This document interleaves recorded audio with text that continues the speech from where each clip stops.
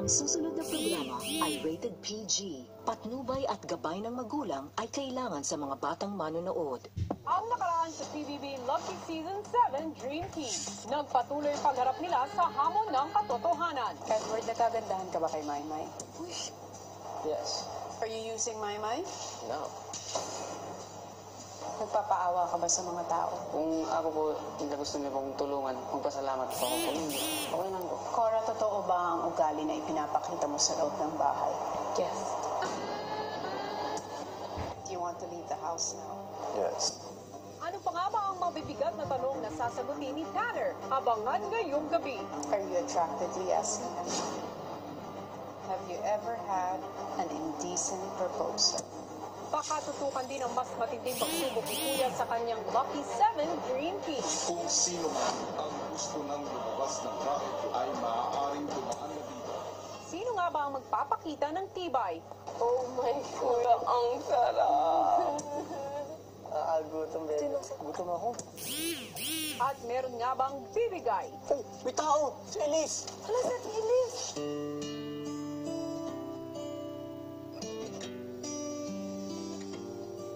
Lahat ng yan dito lang sa PBB Lucky Season 7 Dream Team. Sa pagpapatuloy ng huling sasalang sa hamon ng katotohanan na si Tanner, Do you want to leave the house? Yes or no?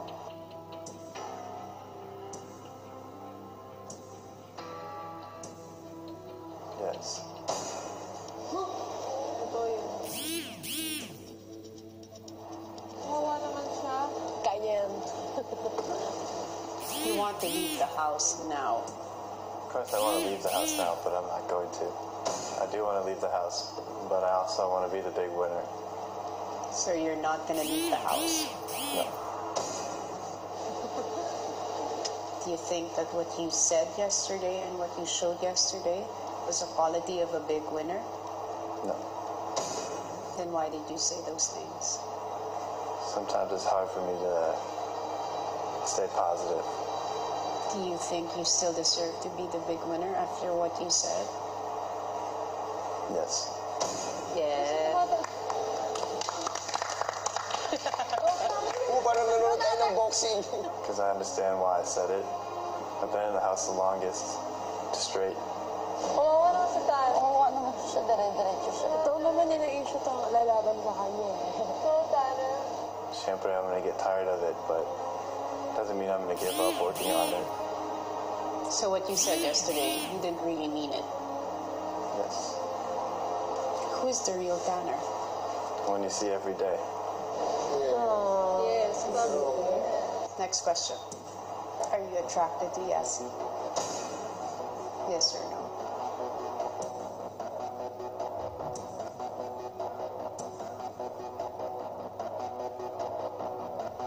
Yes. And the result of your answer is? Attracted lang naman yung tanong eh. Attracted lang naman. Hindi sila. Attracted lang. Huwag kayong ano. What's the best thing about her? Personality. Very lively. She's very, very friendly. Is she your type of girl? No. I don't really have a type. It's just that when you like someone, you like someone. Yes. Next question. Have you ever had an indecent proposal? Yes.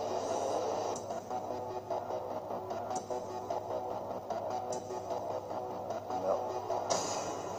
No. Ang feeling ko meron na. Hindi ko meron yan. Sa guwapo ni Tanner. I don't know what that means, but I don't think so. Somebody offered you something in exchange of something? No one has ever done that to you. They've offered, but I've never... Nothing in agreed. exchange of anything from you. No.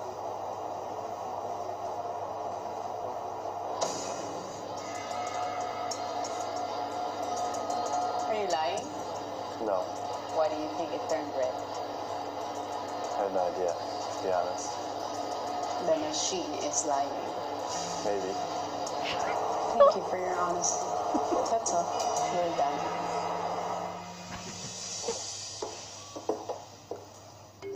I'm nervous in that chair. That chair made me nervous. You know, I gotta lie that I knew it was not right. They asked me about if I had ever had an indecent proposal. I was like, no. I've been asked, obviously, but I've never accepted one. Ex-housemates, Kuya? dito na nagtatapos ang hamon ng pagpapakatotoo ng mga tumanggap nito. Sa pagtatapos ng hamon, kapansin-pansin ang pananahimik na Elise matapos hindi makita ang #boys na humarap sa hamon. Sa loob ng bahay, habang nagtitipon ng lahat sa kusina, si McCoy pinili na namang muling mapag-isa. Umalis yung Monica. Spaghetti, nagkaping ang mga bata. Marami po kami dito actually. Pero di ko nga po alam bakit hindi ko po magawang maging masaya po. Siguro kaya may gusto kong gawin kahit paano. Gusto ko nga makapagpalam na maayos sana. Kasi medyo maraming araw din akong mawala din po. Namimiss ko po siya. Maya-maya pa muling may inanunsyo sa kanila si Kuya. Sa pagiging bahagi ninyo ng Lucky 7 ng edisyon na ito, malayo na ang inyong mga narating mula nang una kayong pumasok sa bahay ko. Pero nais kong ipaalam sa inyo na marami pang hamon ang inyong kailangang pagdaanan bago makarating ng big night. At hindi magiging madali ang makaabot dito.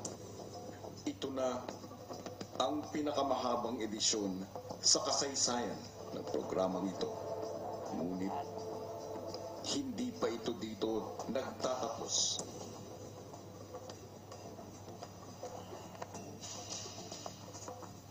Dahil dito, ibibigay ko na sa inyo ang desisyon kung gusto nyo pa bang manatili sa loob ng bahay ko o hindi na.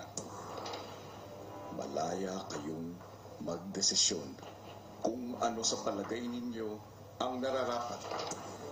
Bubuksan ko na ang gate palabas sa outside world. Kung sino man ang gusto nang lumabas ng bahay ko ay maaaring dumaan na dito at hindi na magiging bahagi ng big night. Where did you can walk out?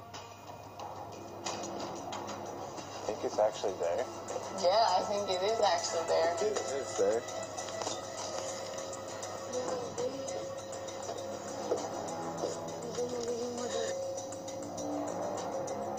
Uwi na tayo, boy. Go, go, go! Sunog! Sunog! Sige, sige, sabay tayo, ha? Dapat sabay-sabay, no? Sabay-sabay!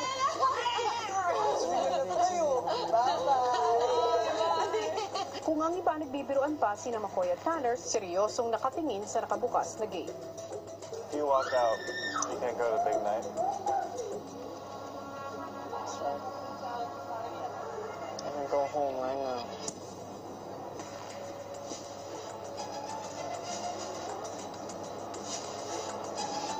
Umarang ka dyan, Maya. Kaharang ako dito.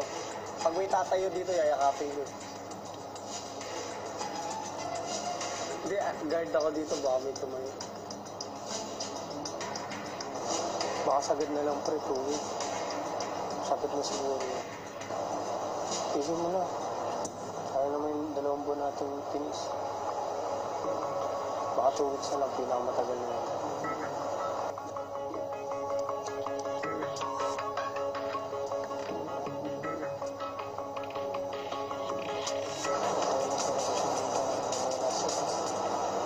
Sabi ko sa kanya, sayang naman yung tinis natin dito.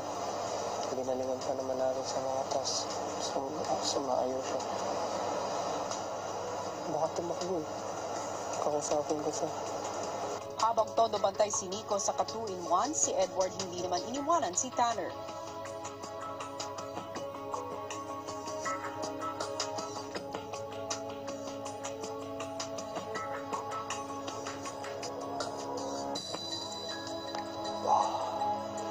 I'm not leaving. I'd like to.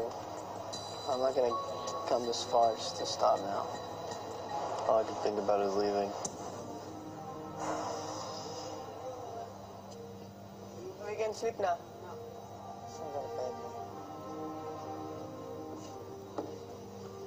Kung nagpapahinga na ang iba, si Edward matiyagaring sinasamahan ng dalawang kaibigan. Can we go to bed now? Please? Like, we probably have something to do tomorrow. Can we go? You know, most of the time I was sitting here, I was thinking about how this pool got so dirty. I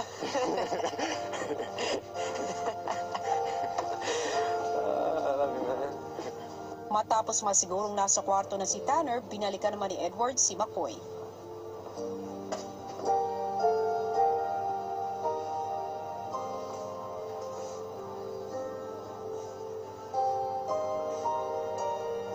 I'm still here.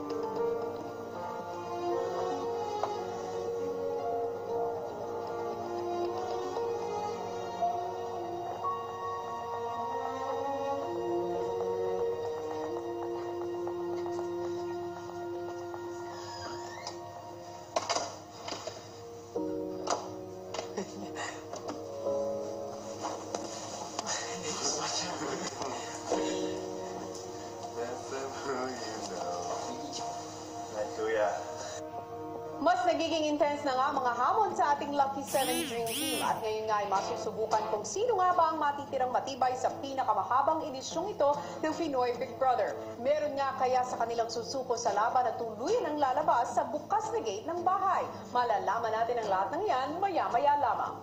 Hello Philippines and hello world! Sa huling 2 gabi bago ang Big Night Weekend ay mas makikilapit ng taong bayan kung sino sa mga natitira ang karapat-dapat sa titulong Big Winner. Susubukin ni Kuya kung paano nga ba nila haharapin ang isang mahirap na sitwasyon sa kabila ng pagkakataon na takasan lamang ito. Sino nga ba ang handang magtiis sa huling malaking pagsubok na ito upang malagpasan ang mga paghihirap? Ang isang natatanging hamon ni Kuya para sa Lucky 7 Dream Team, narito, panuorin nating lahat. Kinaumagahan, naging kakaiba ang umaga sa loob ng bahay.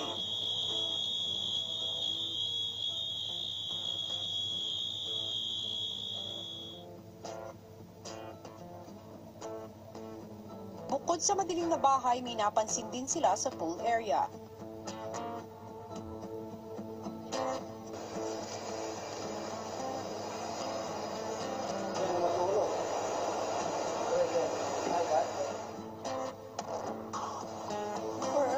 Dito tayo magtitira. Tubig lang at saka rice cooker. Wala mang hudyat at dahil nagbukas ang pinto sa storage room, kahit nagtataka, nagpatuloy ang housemates sa kanilang morning routine. Maluluto lang doon, kanin. Sabi ni Kuya, Alam mo ba na pinamagpin sa pinto para matokso ka yung boss? We need to finish 777 challenge from starting now. We can do it. Nakaka-ilan na ba tayong challenge? 2. we can do it. Lang, 775. Lapit na oh. Maya-maya pa isang tunog na naman ang narinig nila. Na.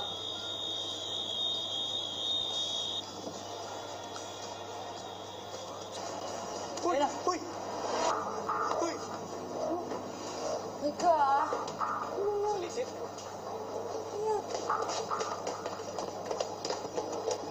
Yan na. Isa tayo. Isa-isang nakatanggap ang housemates ng Chas letter.